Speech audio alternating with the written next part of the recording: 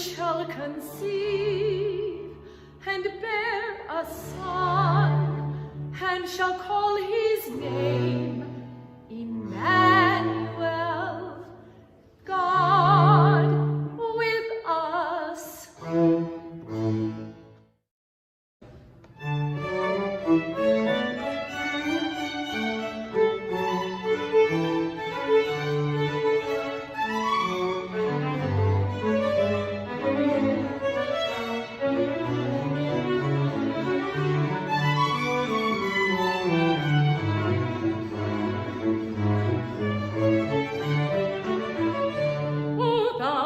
Tellest good tidings to Zion, get thee up into the high mountain. O thou that tellest good tidings to Zion, get thee up into the high mountain.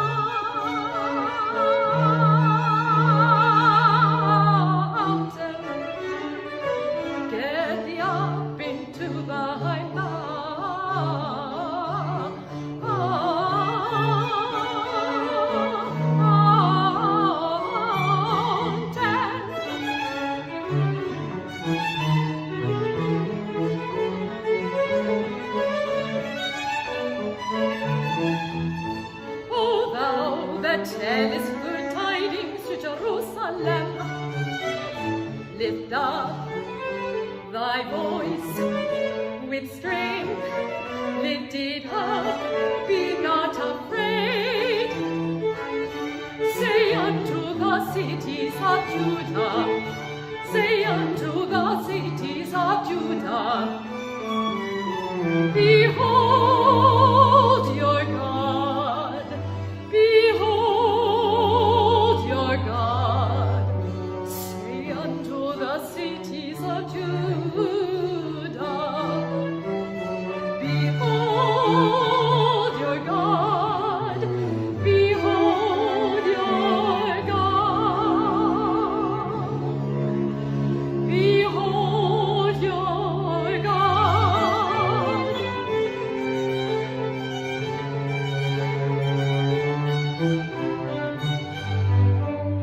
O thou that tellest good tidings to Zion,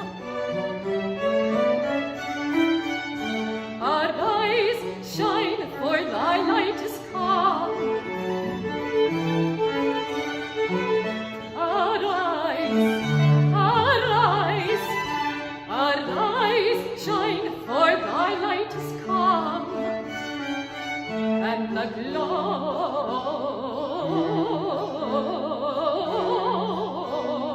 of the Lord, the glory of the Lord is risen upon thee, is risen upon thee.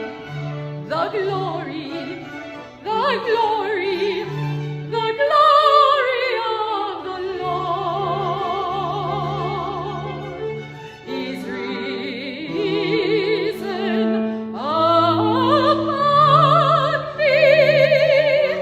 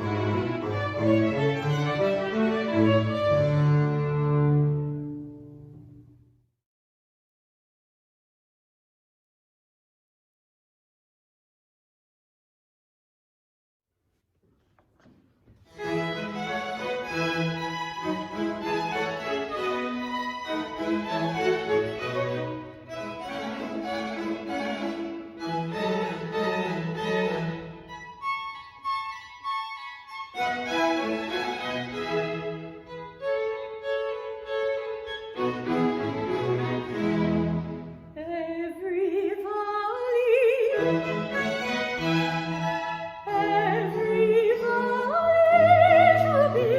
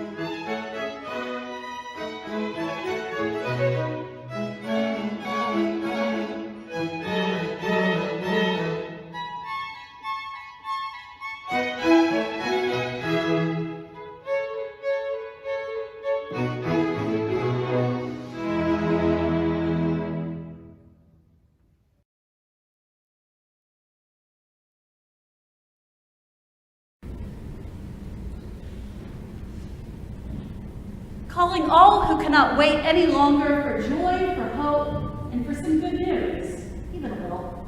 The time has come. The waiting is over. Here in this time, we have an old story to tell, one that has been shared over and over for thousands of years, but still somehow remains unheard, still radical and risky. Breaking through these days of darkness and cold, division and fear. Interrupting the perpetual stories of violence and loss and the feelings of powerlessness. Into the errands and errors of our every day, Christmas arrives not only to comfort, but to awaken, to reassure and also to stir us up as a new life, a life of peace and justice and courageous love struggles to be born. Wondering if we will yet be the ones who make room in our lives and our world for the refugee, for the poor, for the plain and messy sweetness of a newborn child. If we will take the journey to Bethlehem, if we will be changed by the presence of a love that meets us where we are in the fields wherever we lay, and calls us forth into a new journey, a braver and bolder one, believing it is not too late for strong and gentle people to win, for compassion and truth to have the final say, for the bright light of hope to shine through even the darkest night. Come, let us celebrate the joy of Christmas. Come, let us worship together.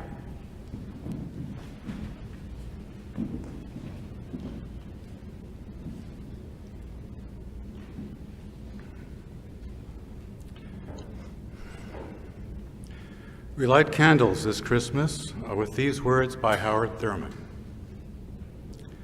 Candles of joy, despite all sadness. Candles of hope, where despair keeps watch.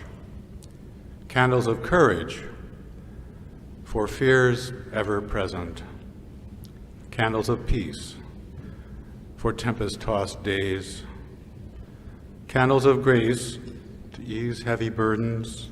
Candles of love, to inspire all my living. Candles that will burn for all year long.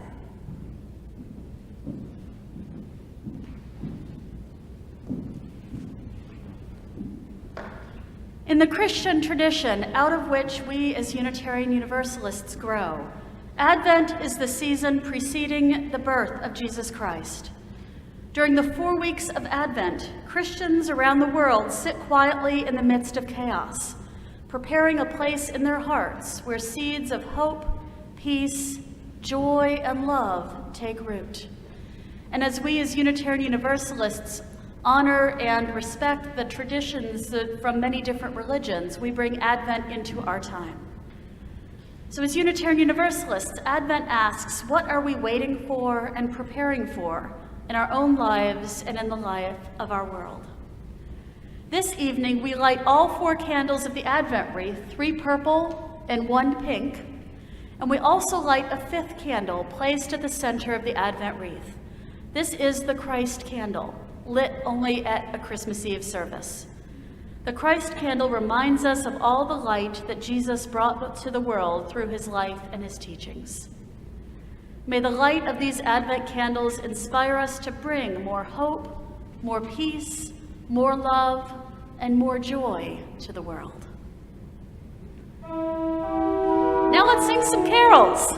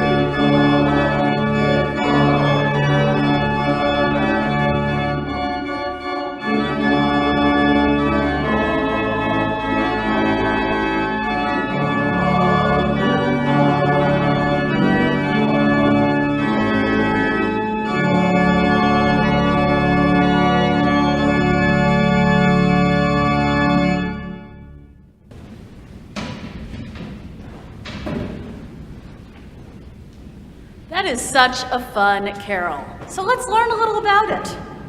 The author of the carol Joy to the World, Isaac Watts, was born in 1674 to dissenting parents. Come on, that sounds kind of cool to us UUs, right? That means that they were people who refused to accept the authority and practices of the Church of England. As a boy, he sang hymns outside prison walls to encourage his father, who was often arrested for his nonconformist beliefs. Isaac showed promise as a poet at a very young age.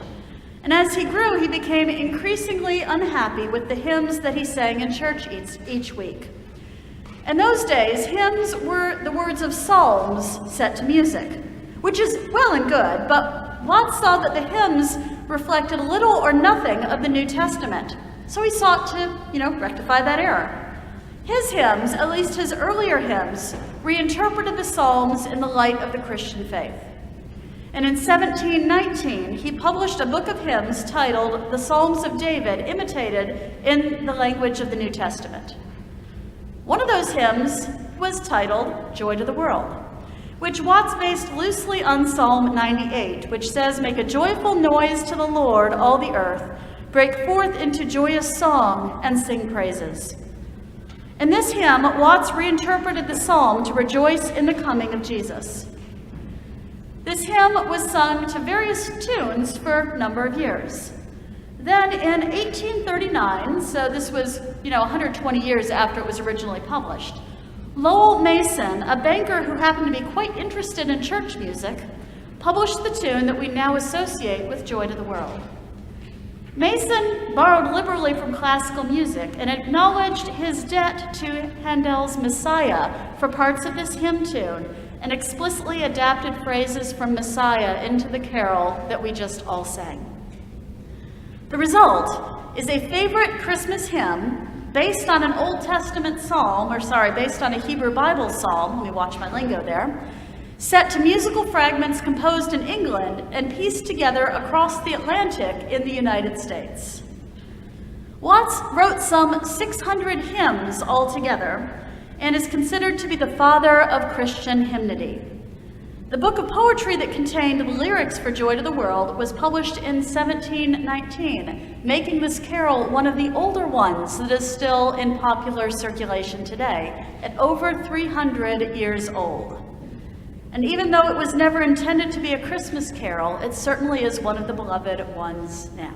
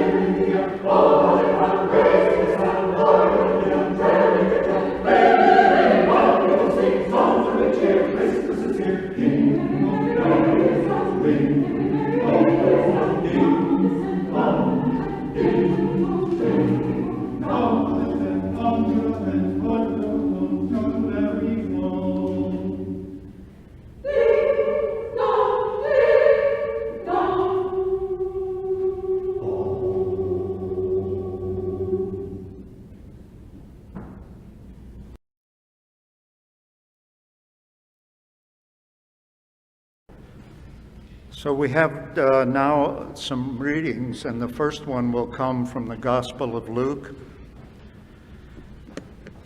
one many are familiar with. That's chapter 2, verse 1 through 20. In those days, a decree went out from Emperor Augustus that all the world should be registered. This was the first registration and was taken while Quirinius was governor of Syria. All went to their own towns to be registered. Joseph also went from the town of Nazareth in Galilee to Judea, the city of David called Bethlehem, because he was descended from the house and family of David. He went to be registered with Mary, to whom he was engaged, and who was expecting a child. While they were there, the time came for her to deliver her child, and she gave birth to her firstborn son, and wrapped him in bands of cloth, and laid him in a manger, because there was no place for them in the inn. In that region, there were shepherds living in the fields, keeping watch over their flocks by night. Then an angel of the Lord stood before them, and the glory of the Lord shone around them, and they were terrified.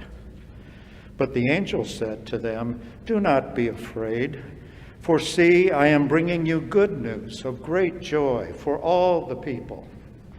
To you is born this day in the city of David a Savior, who is the Messiah, the Lord.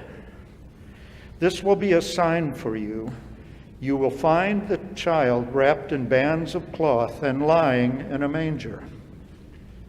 And suddenly there was with the angel a multitude of the heavenly host, praising God and saying, "Glory to God in the highest heaven, and on earth peace among those whom he favors." When the angels had left them and gone into heaven, the shepherds said to one another, "Let us go now and to Bethlehem and see this thing that has taken place, which the Lord has made known to us."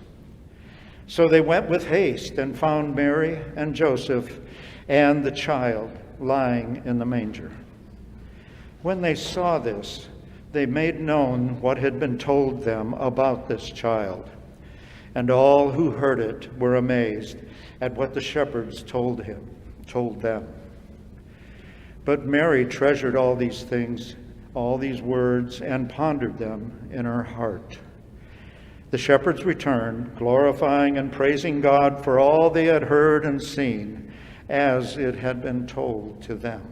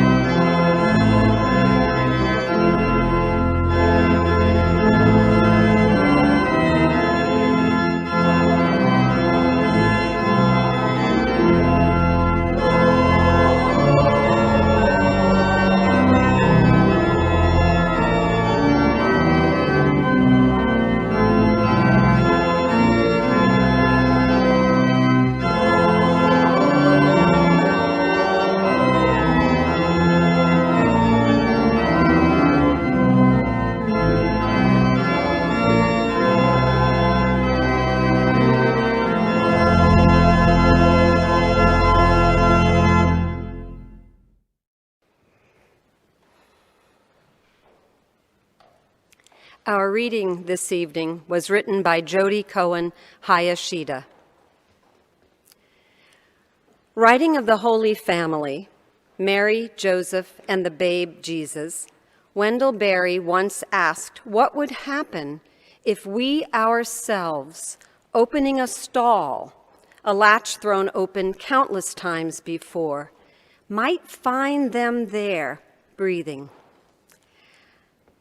I wonder what it would mean if we did.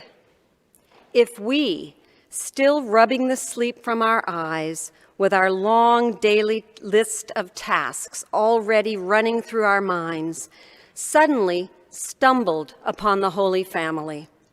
The Holy Family right there in front of us, huddled together against the cold, a tiny baby nestled into the arms of his parents. What would it mean for us to be startled away from our distracted thoughts, pulled suddenly into the intense needs of the moment, warm blankets, soft pillows, hot food, to understand immediately that we would have to make a choice, set aside the list of tasks, the laundry, the child's play date, the stack of papers teetering on the desk, or set aside this what?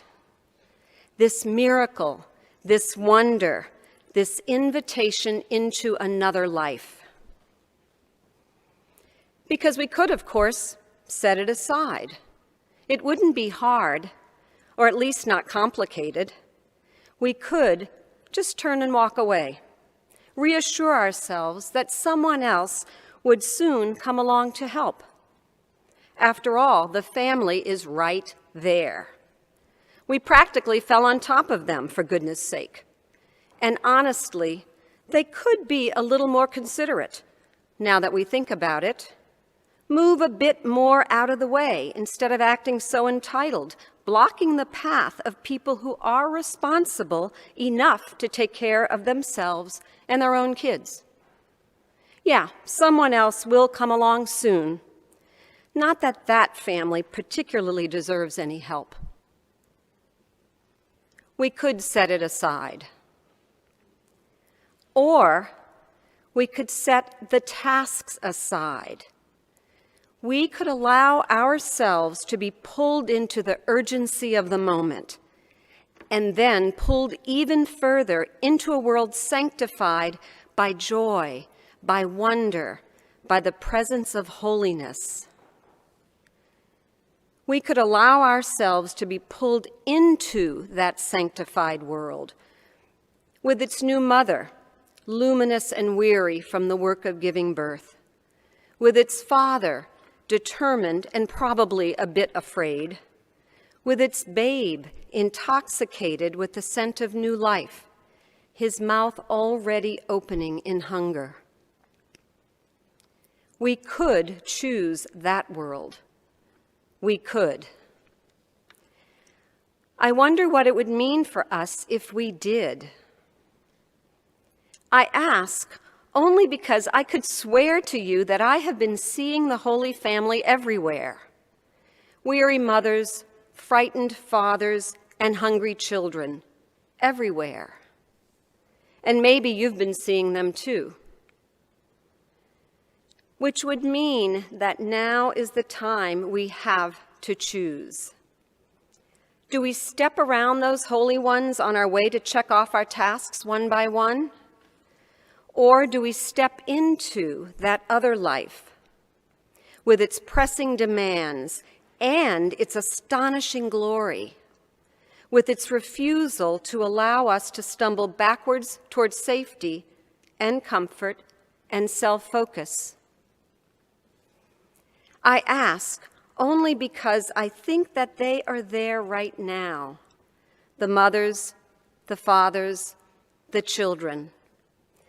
They are out there, and they may be here, waiting for us to choose them, waiting for us to feed the hungry, to comfort the weary, to strengthen the frightened, to stand with the weak. I think they are waiting right now to see if we will choose rightly.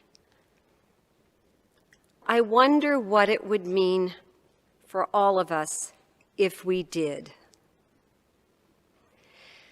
Now we're going to sing O Little Town of Bethlehem.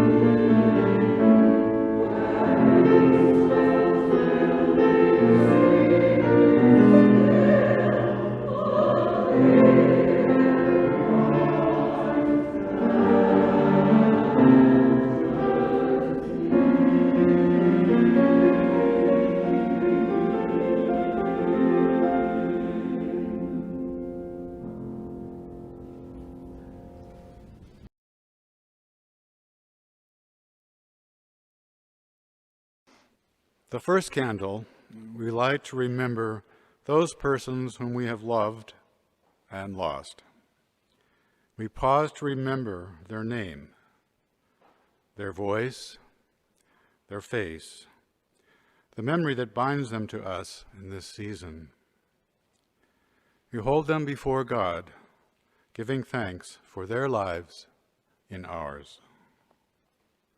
Please take a moment to remember those who have died. I invite you to name them aloud or in the silence of your hearts.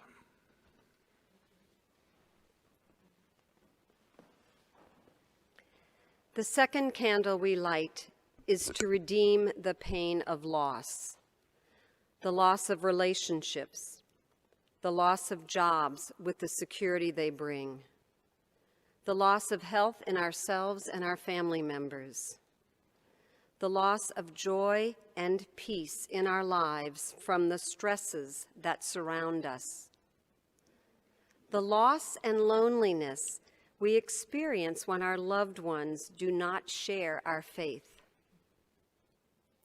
As we gather up the pain of the past, we offer it to you, O God, asking that into our open hands you will place the gift of peace. Please take a moment to remember the losses. I invite you to name them aloud, or in the silence of your hearts.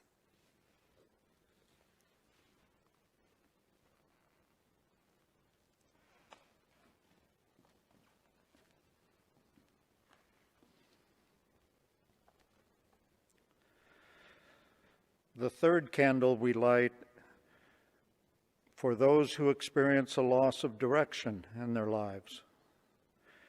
The God of the Exodus and the God of our darkest times, you led Moses and your people through the wilderness to a new land. Hear our prayer. We want so much to have a sense of direction, to know where we are and where we ought to be headed. But the darkness and the questions stay. You ask us to be full of faith, to believe deep within that you are our signpost, that you are our wisdom and our guide, and to trust in your presence. Your words to us are clear. Do not fear. I go before you.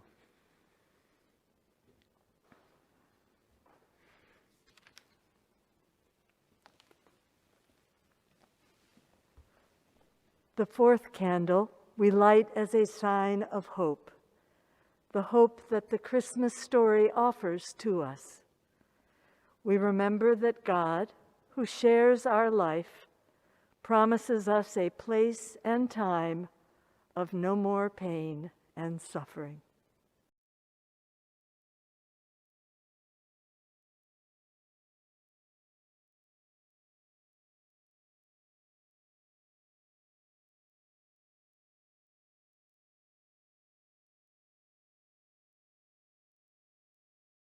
Thank you.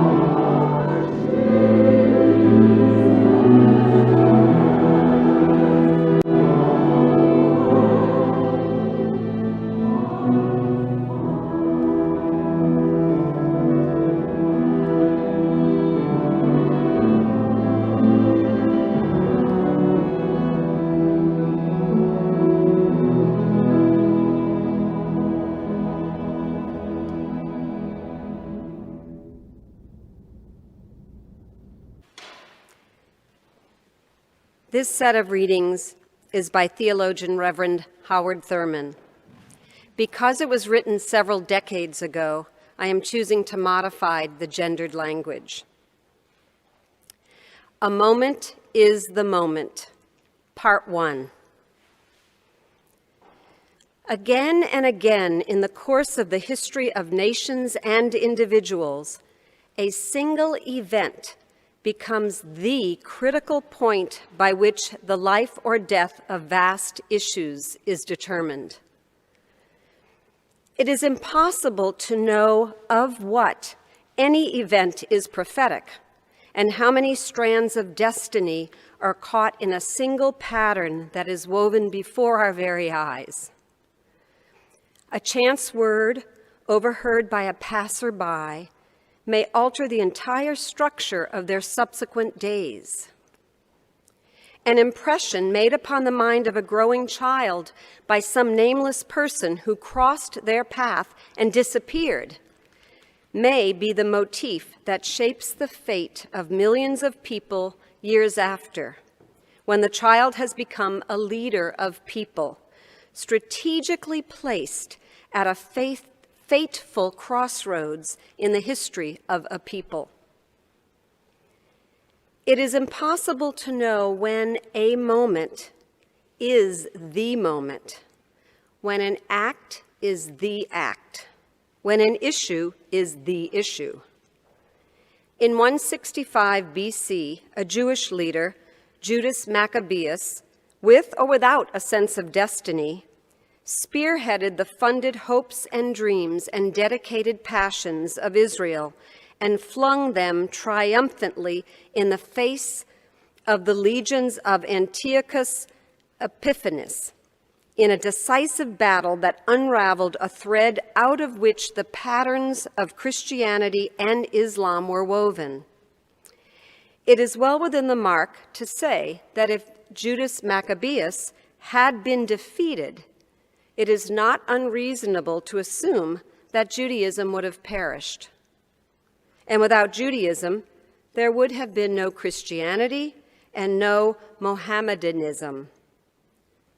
The human family would have been easily involved indefinitely in pouring out its votive offerings before altars of idolatry, stark and meaningless, yielding no hope and no response. It is in celebration of this event, of what may be regarded as unconscious destiny, that the Feast of Lights is commemorated for 8 days in December in countless Jewish homes all over the world. A single event in history, a man who refuses to renounce his faith either by default or defeat, becomes, in the circling wisdom of a providence rich in variety and creativity, the gate through which have marched hundreds of generations of people to a life abundant and a hope undimmed.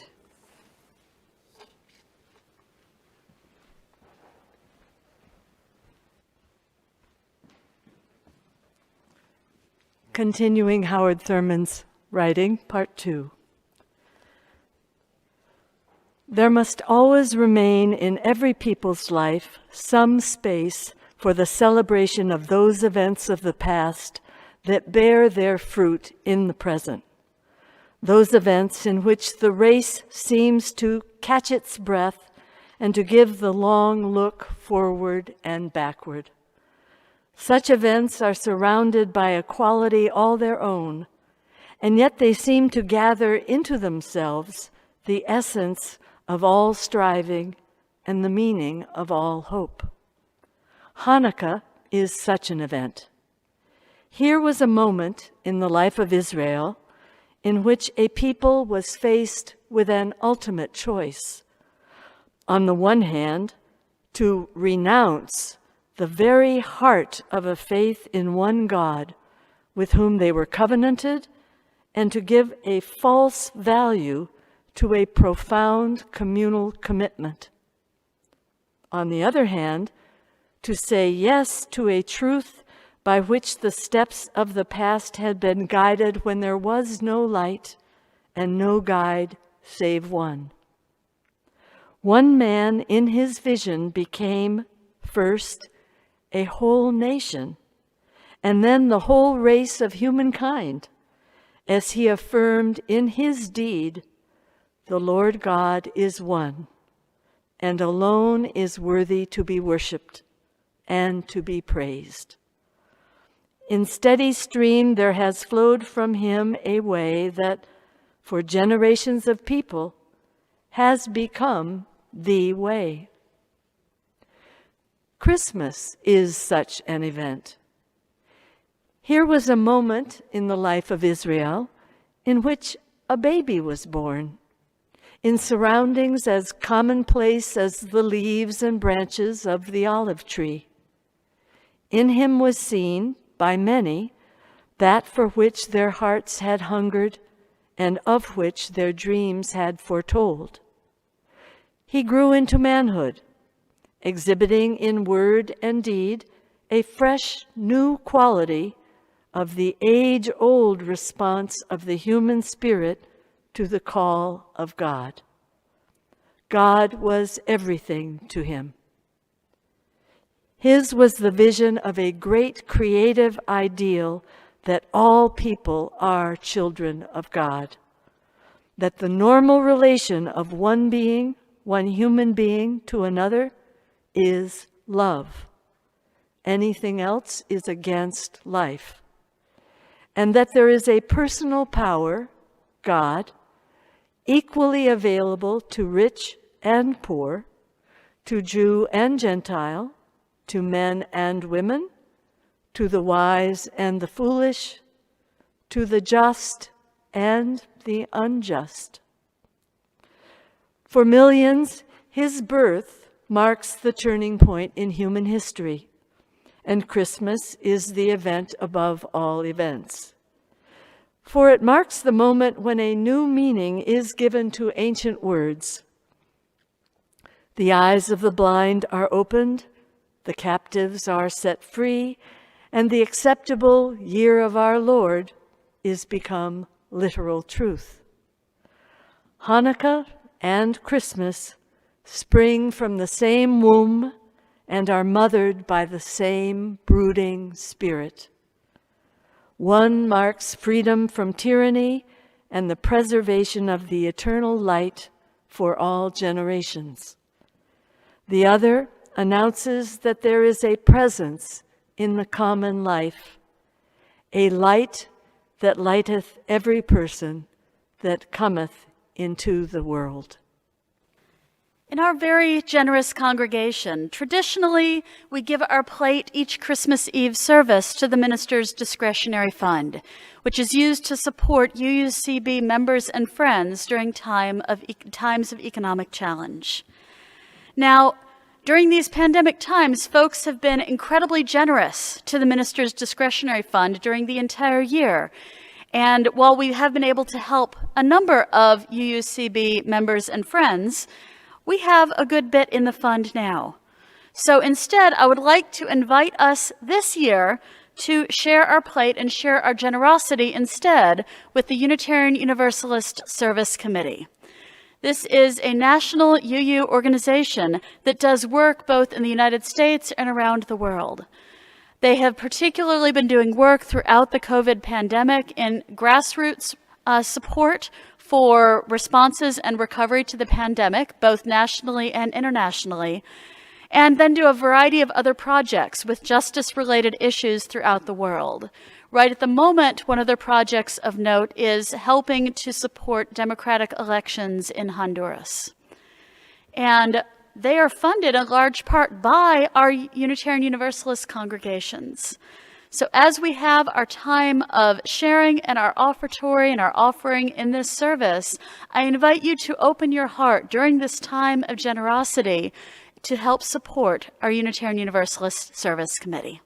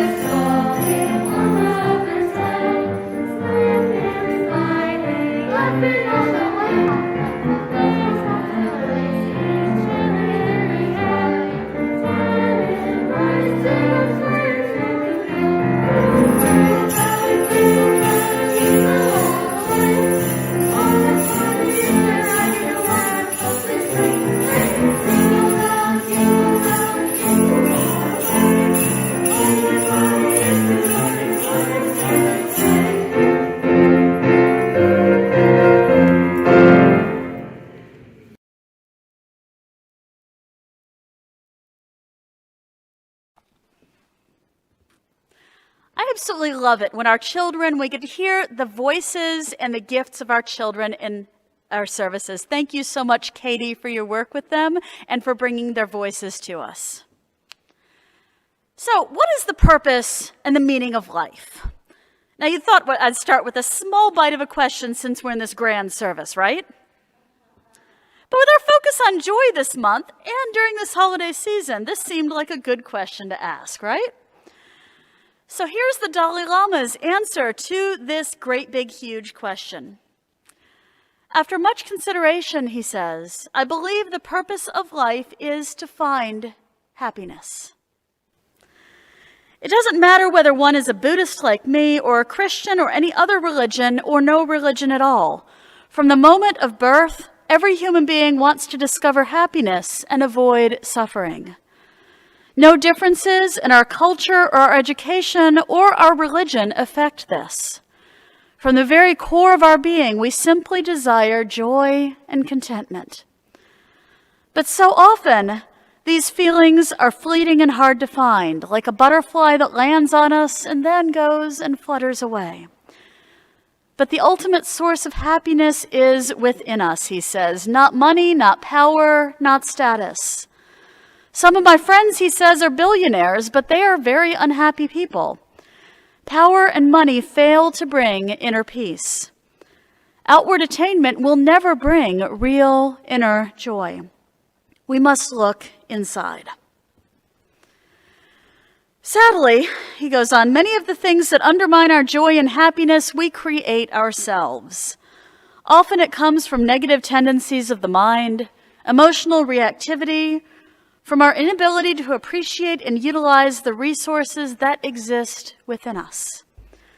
The suffering from a natural disaster we cannot control, but the suffering from our daily disasters we can. We create, in fact, most of our own suffering, so it should be logical we also have the ability to create more joy. It simply depends on the attitudes, the perspectives, and the reactions we bring to situations and to our relationships with other people. All right, so how y'all like that? The purpose of life? Yeah. The purpose of life is to be happy, to create and spread joy. Actually, to specifically quote what he says, the purpose of life is to find happiness. I remember a friend of mine who put it very similarly when he talked about what he had found to be the purpose of life, even more specifically as not finding joy, but he had found it to be chasing joy. That's what drove him and brought him the greatest sense of meaning and purpose, chasing joy. So what does it mean to find joy or to chase it, and how do we know when we have found it?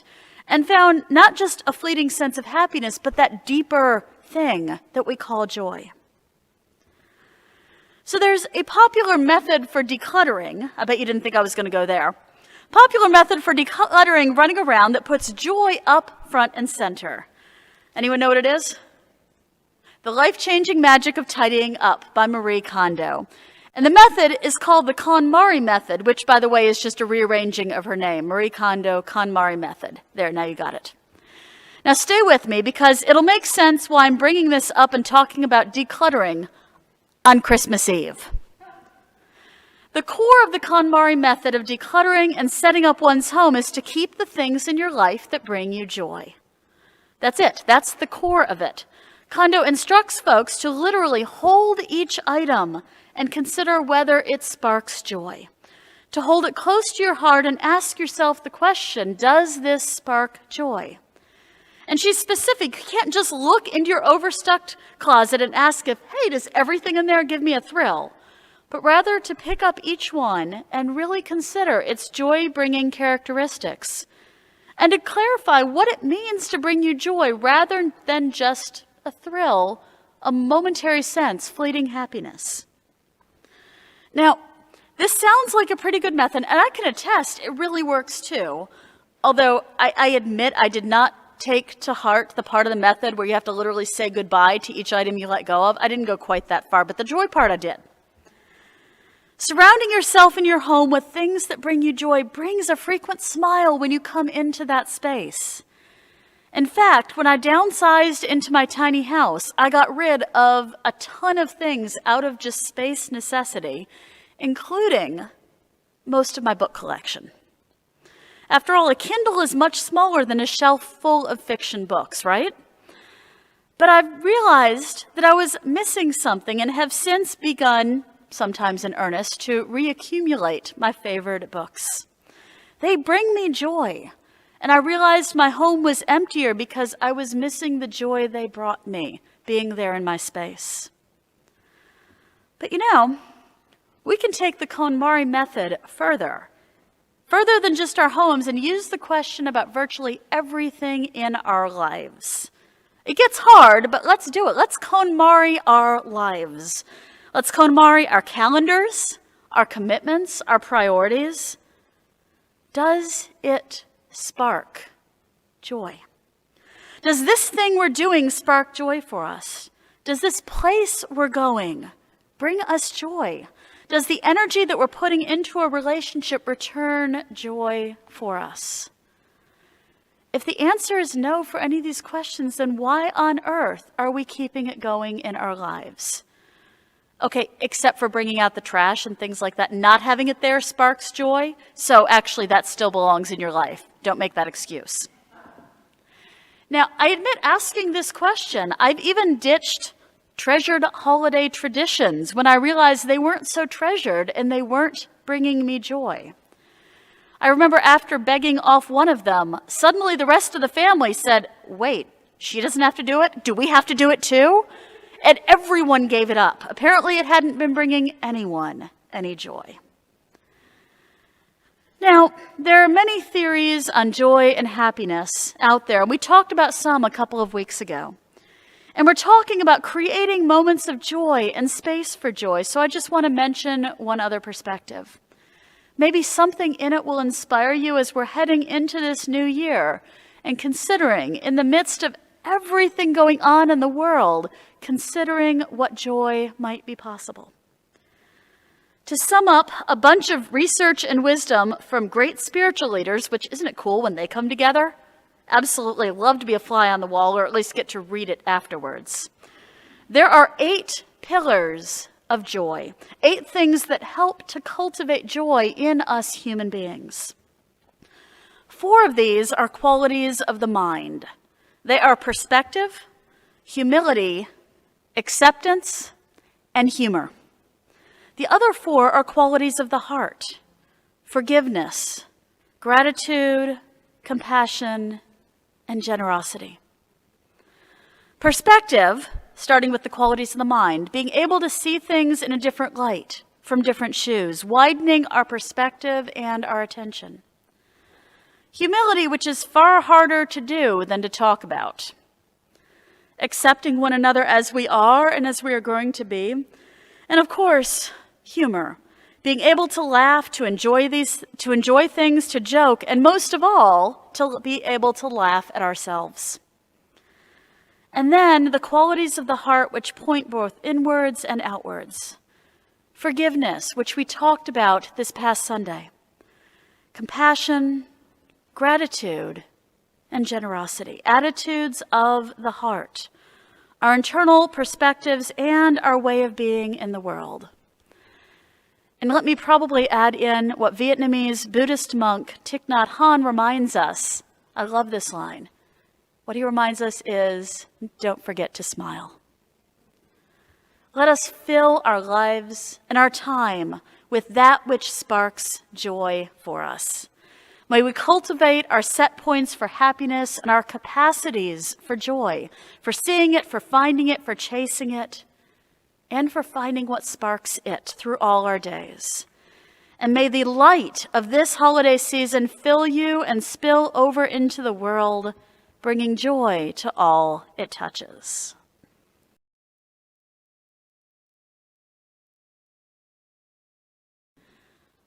All right.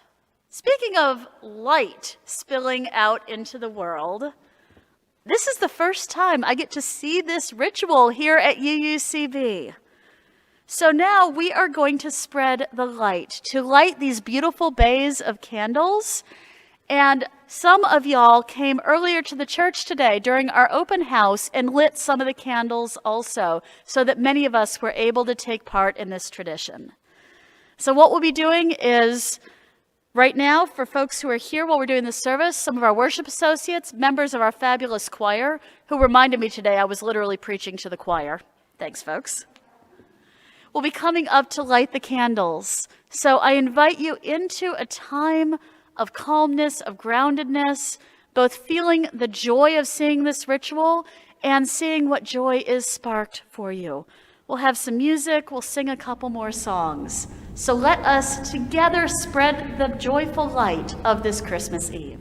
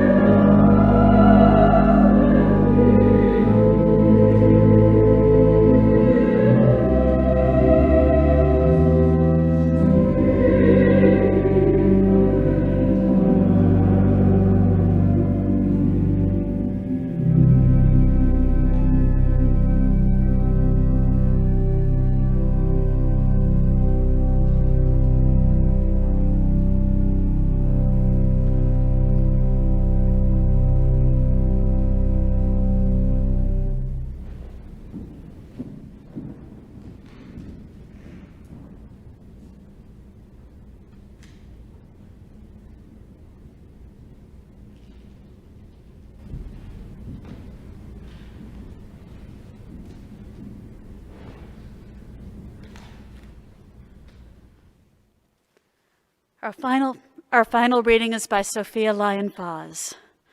For so the children come, and so they have been coming, always in the same way they come, born of the seeds of their parents and ancestors. No angels herald their beginnings, no prophets predict their future courses, no wise people see a star to show where to find the babe that will save humankind. Yet each night a child is born is a holy night. Many, sitting beside their children's beds, feel glory in the sight of a new life beginning ever anew. They ask, where and how will this new life end, or will it ever end? Each night a child is born is a holy night. Time for singing, a time for wondering, a time for worshiping, a time for joy. And now we extinguish the flame of our chalice, but not the ones in our hearts. These are the lights of our soul that shine forth when the world may seem too dark, the spark that ignites hope when that may seem lost. Your light is precious. Carry it with you always. Go now with hope, with peace, with joy, with love, and may you have a Merry Christmas and a happy holiday. Blessed be.